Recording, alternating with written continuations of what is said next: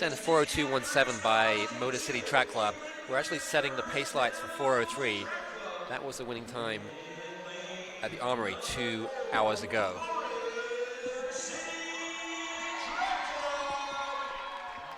So our teams are DF3 Stars, which is Cicero North out of Syracuse.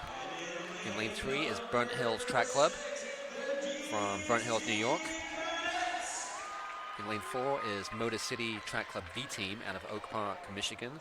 In lane 5 is Motor City Track Club A Team out of Oak Park, Michigan. And on the outside are the DC Cadets, St. John's College High School out of DC.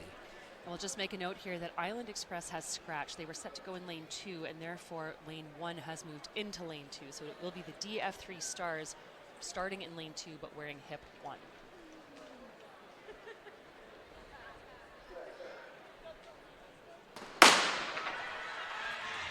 So the pre-race favorites, probably Motor City Track Club, Oak Park High School here, Kate. Well, you have to think, given that they have the national lead, they were second at New Balance Nationals last year, and they've got a stellar team established here, including their anchor leg, which is going to feature the second place finisher of the freshman 400 meter last night. That's Janae Coleman. And Motor City, it is hands off with a slender lead over the DC Cadets. Now they're really opening up a lead down the back stretch, Kate. Well, this is kind of what we expected to see. You see those two teams in pink. Unbelievable that Motor City can be first and second right now. Talk about depth. And you're right, Dave, as they approach this second handoff, it is Motor City, with about a second and a half separating those two teams. And that's Nevaeh Burns that now has a stick for the A team. And Nevaeh has run 24.6, 54.5 for 400 meters. So she is really pulling away now. Well, look at how much room she's got over the rest of the field. And as we say that is the Cadets surpassing Motor City's B team and putting themselves in second position. But Burns, look, she's running almost out in lane 2. That's how fast she's running. She has to give herself space to not literally careen over into the infield. Yeah, Burns looking supreme, relaxed, although now that deficit being eaten into just a little bit. The Cadets definitely making up significant ground here on Burns. She might have gone out a little too hard here, but she will be in the lead position at the handoff. So Motor City in the lead, in command, and now it's Janae Coleman that has the stick for them.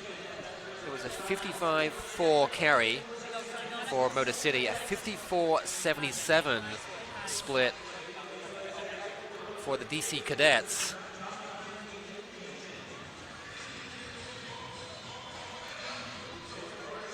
So Motor City out in front, DC Cadets about 12 meters back, Kate. But looking really strong. This is quick turnover by the Cadets, and I would say probably looks like poppier turnover to me than Motor City. Now, Motor City knows how to get the job done. They work really hard on their relays. Like we said, they have a deep, deep squad that they can pull from, so they can rally with the best, but the Cadets looking incredibly strong at this point. So Coleman out in front, running for the DC Cadets. It's Natasha Mosley, more of a 400-meter runner, not very experienced at 800 meters. She's only run 2:20, so that's an awfully big ask to reel in one of the best half-milers in the nation. Absolutely. But this is the place to do it. They call it the fastest party on the planet for a reason. Now, it looks to me as though the tempo has dropped just a little bit from our leader. Coleman looking like she's just feeling the effects of that fatigue.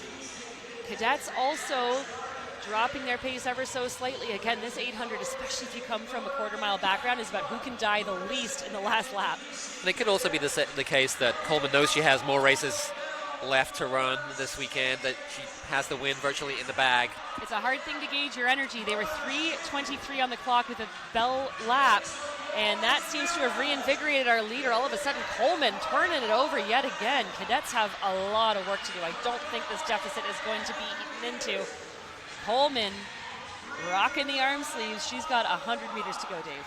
And Natasha Mosley running well in second place. For a 2:20 runner, she's really having an outstanding leg. It's going to be quick. Here comes Coleman. It's going to be a U.S. #1, Kate. And it's going to be under 4 minutes. Yes, it is.